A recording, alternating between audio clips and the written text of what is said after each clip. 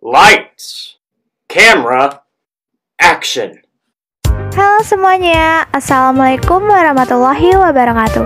Perkenalkan, nama saya Mutiara Aprilia Zaris dari Universitas Pembangunan Nasional Veteran Jakarta, Prodi D3 Keperawatan. Di sini saya akan menjelaskan sistem integumen. Berikut adalah videonya. Selamat menyaksikan.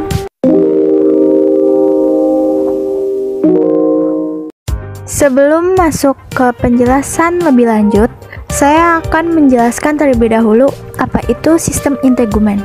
Sistem integumen adalah jaringan terbesar di tubuh terdiri atas kulit dan struktur tambahannya adalah rambut, kelenjar keringat, dan jaringan subkutan di bawah kulit. Nah, sebelum saya menjelaskan apa itu kulit atau definisi kulit, saya akan menjelaskan terlebih dahulu apa itu fungsi kulit. Fungsi kulit yaitu melindungi struktur di bawahnya dan sebagai cadangan kalori. Kulit merupakan organ tubuh yang terletak paling luar. Kulit juga merupakan organ yang esensial dan vital serta merupakan cermin kesehatan dan kehidupan. Kulit terdiri dari 3 lapisan, yaitu lapisan epidermis, lapisan dermis, dan jaringan subkutan. Selanjutnya ada gambar struktur anatomi kulit. Pada bagian tersebut saya akan menjelaskan lapisan epidermis. Selanjutnya kita masuk pada bagian lapisan epidermis. Struktur lapisan epidermis terdiri atas lapisan luar kulit yang disusun oleh epitel squamosa bertingkat. Epidermis yang tebal terdapat pada telapak tangan dan telapak kaki. Pada unsur utamanya adalah sel-sel tanduk atau keratinosit dan sel melanosit. Fungsi dari bagian lapisan epidermis yaitu mitosis secara konstan, memperbarui lapisan yang membentuk barier antara tubuh dan lingkungan luar. Pada bagian epidermis terdiri atas berbagai macam lapisan, yaitu lapisan stratum basal atau germinativum, lapisan stratum spinosum, lapisan stratum granulosum, lapisan stratum lucidum, dan lapisan stratum corneum. Saya akan menjelaskan satu persatu pada bagian lapisan epidermis tersebut. Yang pertama yaitu kan ada stratum basal atau germinativum. Nah, apa sih stratum basal atau germinativum itu?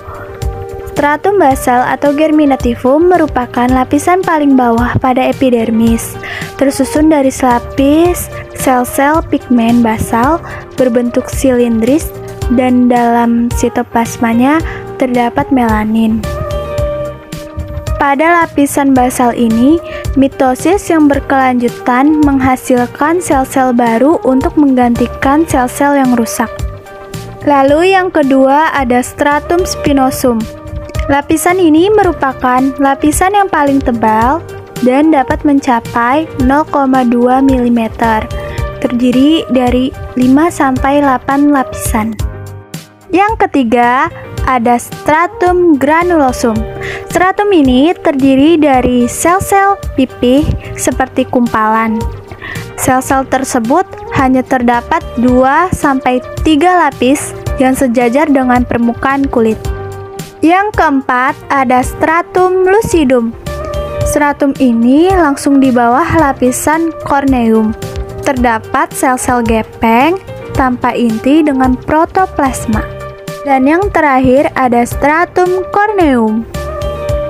Stratum corneum ini dapat mencegah hilangnya dan masuknya air, serta mencegah masuknya patogen dan bahan-bahan kimia apabila tidak rusak. Melanosit atau sel pigmen menghasilkan melanin ketika terpajan sinar ultraviolet. Kemudian saya akan menjelaskan pada bagian lapisan dermis.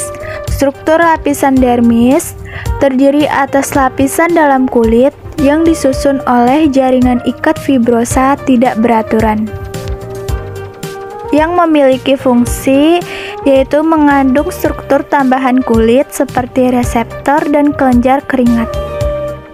Pada bagian lapisan dermis ini terdapat beberapa bagian lapisan, yaitu ada lapisan papiler, yaitu berisi kapiler-kapiler yang memberi nutrisi stratum germinativum. Lalu memiliki folikel lambut di mana bulu mata dan bulu hidung mengeluarkan debu dari mata dan rongga hidung serta rambut kepala sebagai pelindung terhadap dingin untuk kepala. Kemudian ada bagian reseptor yang memiliki fungsi yaitu untuk mengetahui perubahan yang dirasakan sebagai sensasi kulit seperti tekanan, panas, dingin, dan nyeri. Selanjutnya pada kelenjar sebasea yang menghasilkan sebum, mencegah kekeringan kulit dan rambut, membantu kulit menjadi halus dan lembut. Lalu pada kelenjar keringat ekrin yang berfungsi untuk menghasilkan air keringat yang dievaporasi oleh kelebihan panas tubuh guna mendinginkan tubuh. Berikutnya pada kelenjar keringat apokrin, yaitu memproduksi keringat yang keruh seperti susu dan diuraikan oleh bakteri untuk menghasilkan bau ketiak yang khas. Kelenjar keringat apokrin ini terdapat di daerah ketiak, anus, skrotum, dan labia mayora. Kemudian yang terakhir ada arteriol yang dilatasi sebagai respon terhadap panas untuk meningkatkan pembuangan panas, kontriksi sebagai respon terhadap dingin untuk menghemat panas tubuh, serta kontriksi pada situasi stres.